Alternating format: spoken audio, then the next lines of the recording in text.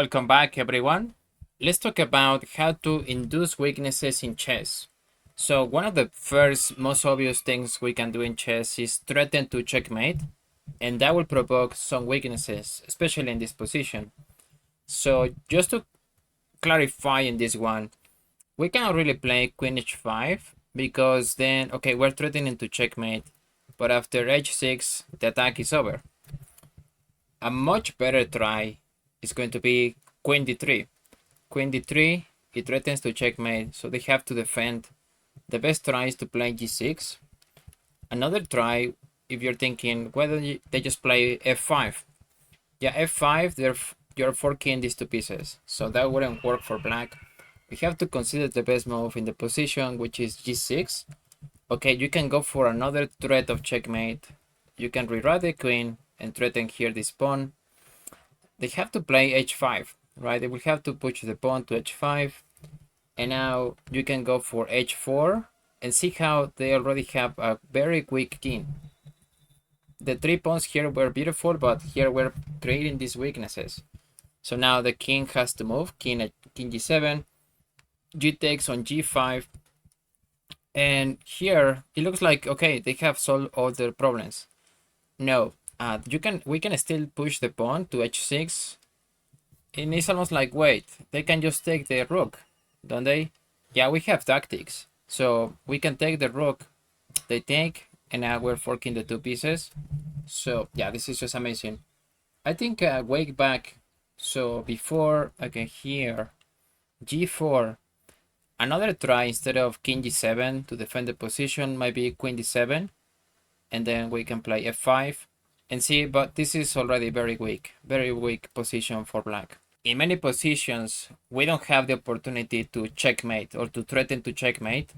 However, we still want to create weaknesses, particularly around the king. If we can do that, then there might be ways to exploit it. Unfortunately, here we have the bishop pair, so we're going to use the bishop pair for this. We have this beautiful move, bishop h5. Now bishop h5 threatens to obviously take this knight, and there is no good squares for the knight. I guess you can try and defend it, but then it's gonna become more passive, right? The only threat white has here is to take this pawn. So white decides to go for g4. Then g4, you can just retreat the bishop, and we have accomplished something very important. Right, we have created a weakness here. So before the pawn chain was beautiful, and now we have disrupted the pawn chain and we can play on this diagonal. So my ideas are clear. I'm gonna put my queen here. I'm gonna bring my bishop, and yeah, I have this very clear idea. And the battery with the queen and the bishop is more powerful than putting the bishop in front, right? My queen is in front, it's more valuable, my battery. So okay, white goes for bishop takes on c6. Now rook c8, threatening to take this queen. Queen b2, bishop takes on c6. I believe this move was important. f5. So f5 is preventing black from coming in, from moving, especially e6. e6 will be a common idea. Now you are threatening to take the pawn, improving your knight. So they play e5, makes a lot of sense. Now queen d6. Queen d6, I want to put my queen here on f4, so I can also target this pawn. White understands that, so they prevent me from doing this. Okay, bishop c7, rook f1, h5. But see, the position is already weak. It's already really weak for white because it's hard to defend. These two knights are not being very active. They don't have a lot of spaces to go in, and anytime this knight moves, then I'm gonna go here. I can also threaten to take this pawn. So yeah, it's much better for black. h3. Now I'm gonna activate my knight. So rook takes on e8, take it back. And here I think we can make a trade here of rooks. It will be perfectly fine, especially because this knight is doing some activity here, right? Like in some moves later, you're gonna see how the knight lands here. So rook b8, hitting the queen. The queen has to move. So knight to g5, and then they put the knight here. I think they understand. They understand what is happening. I'm still threatening to play queen h2. So f takes on e5. Queen takes. Okay, so it's not really a sacrifice, but yeah, they're taking my knight, and now I can play e4 and see how they complement. My battery complements perfectly with my pawn chain now. The bishop is hanging. I don't even have to do that, so I still have to hold these 2 pawns. h6, f4, bishop d8, queen f5. Black resigns, white resign a few moves later, because now I have the bishop pair, which is very active. I have the rook, and this knight is not going anywhere, so it's much better position for black. I love this example because it was very unexpected. So the first thing, we have two obvious moves. The first thing is, why don't we take this knight? Okay, and now the bishop takes our bishop, so we have to move the rook. Yeah, that wouldn't work. I mean, it's still equal, it's still playable. Why don't we take this bishop so we don't have that problem? Okay, let's take the bishop. Now the knight has the tempo and they can take. And it's still slightly better for white. We can bring the rook here and put pressure on these 2 pawns. There is something even stronger that you might have considered if you were a genius. So if you're a genius, how would you try to ruin this pawn structure? So the move is bishop a6. Bishop a6 is like, wait, yeah, the knight is still hanging, so this is almost forced. It's not forced, right? They can move the knight.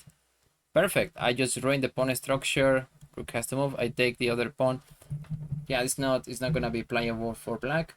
So the best move is just to take here and try to hold on to this position. So we already have exploited the weakness. Now we can take this knight. And I was thinking, okay, what happens after they play rook d8? The best move should be to take this pawn, right? No, slightly better. Slightly better is to play the knight e5. So once they take the pawn, now you just put more pressure on the pawn. And let's say they try to defend or they activate. Okay, here they activate the rook. Now you can actually take. So you don't have to rush it because these pawn weaknesses are not going anywhere. These have become targets and you are much better with white.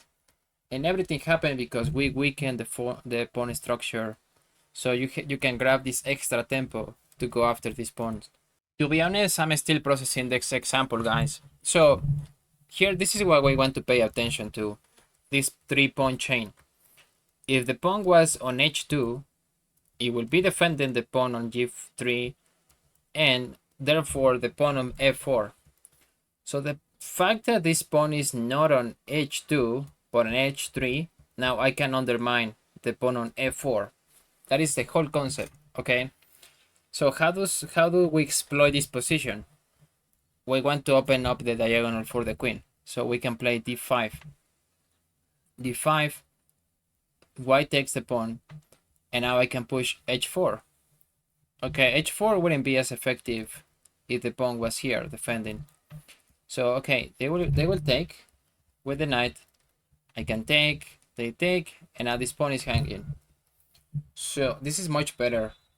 Another try, instead of taking this pawn on d5, they can try to shut down the position with e5, for example.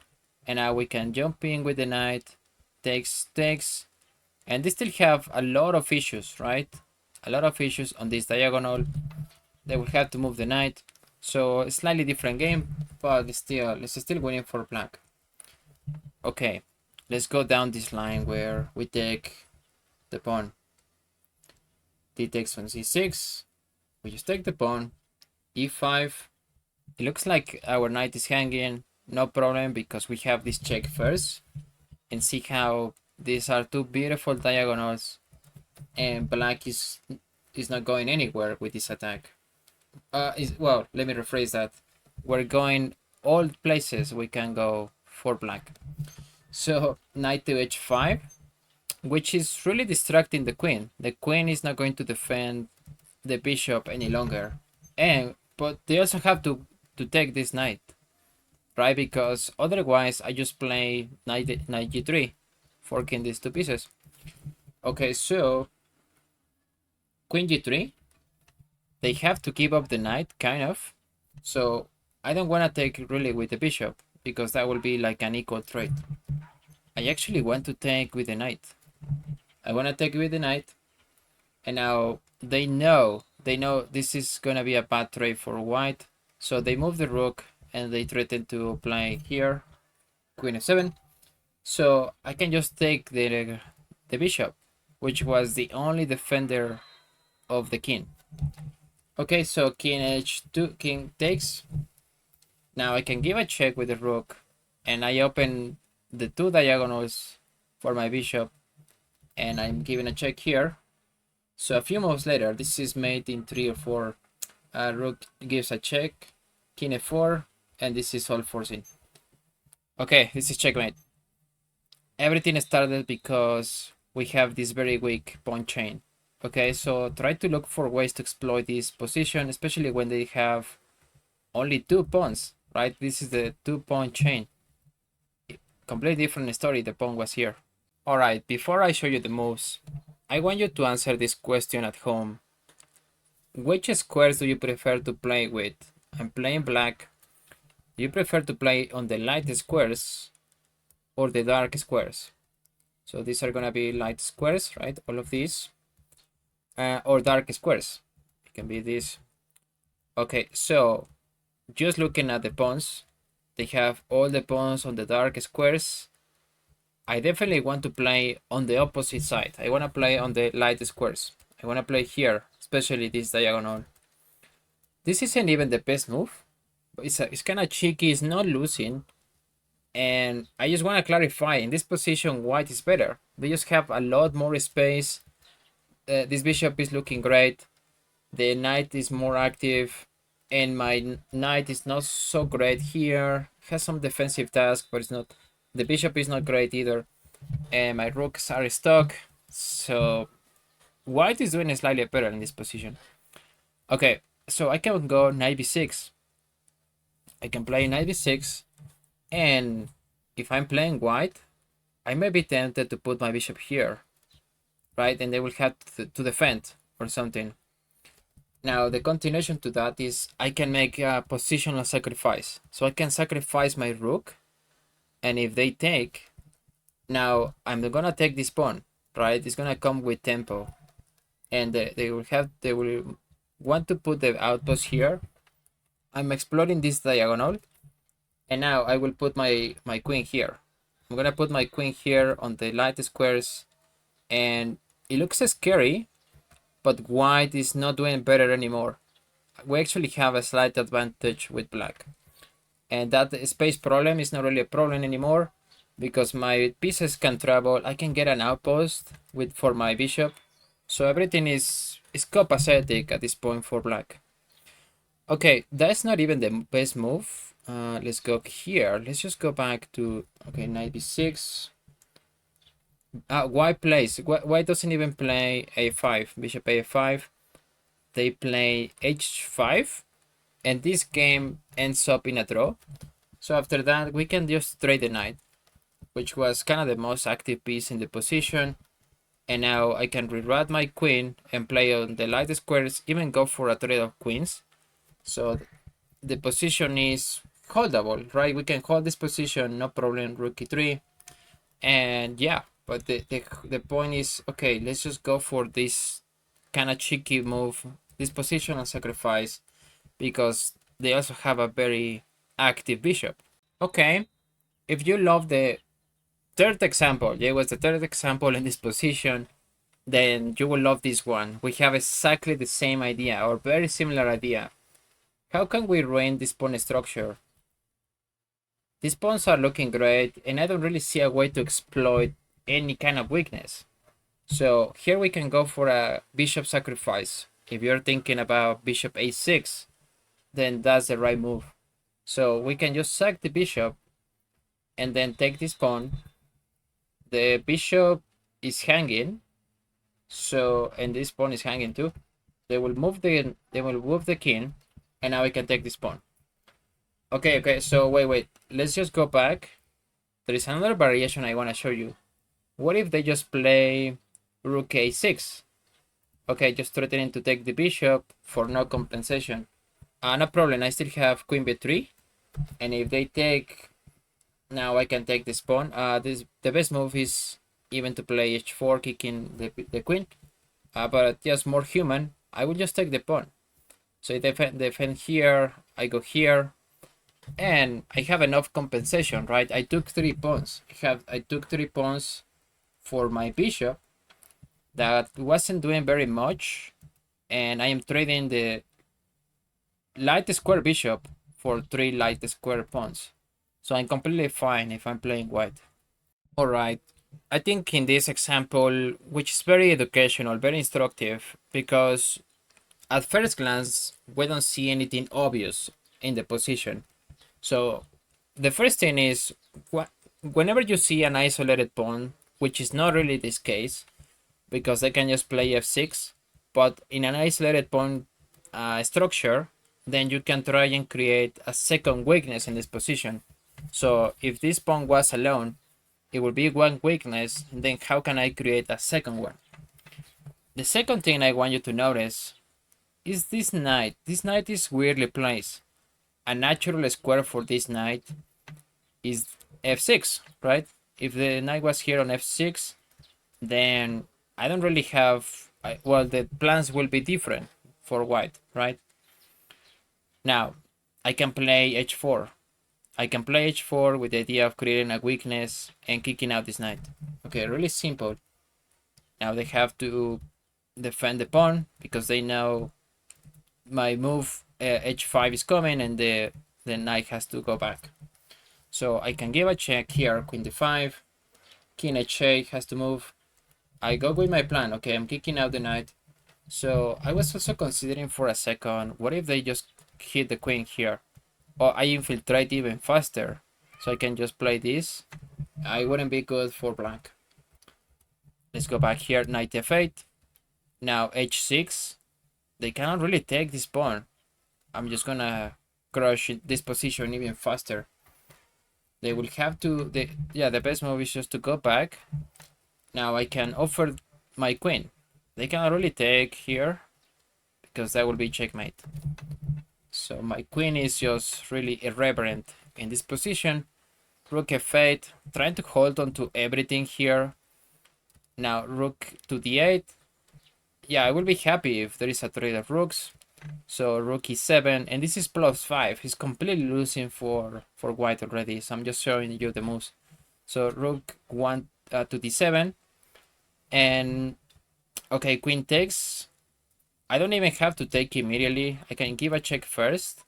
Okay, so the king moves, and the king move here is very important. So now I keep offering my queen, but this move cannot happen because there is a pin, right? So okay, rook defense, rook f7, rook takes on e7, and this is just completely losing for black, as I am going to be up the exchange, and I can even start pushing pawns on this side of the board, grabbing a lot of material. Yeah, white has to, black has to resign. I hope you liked this video, guys. I have more examples from the same material, the same book. So I will see you in the next one. Comment, like, and subscribe, and take care.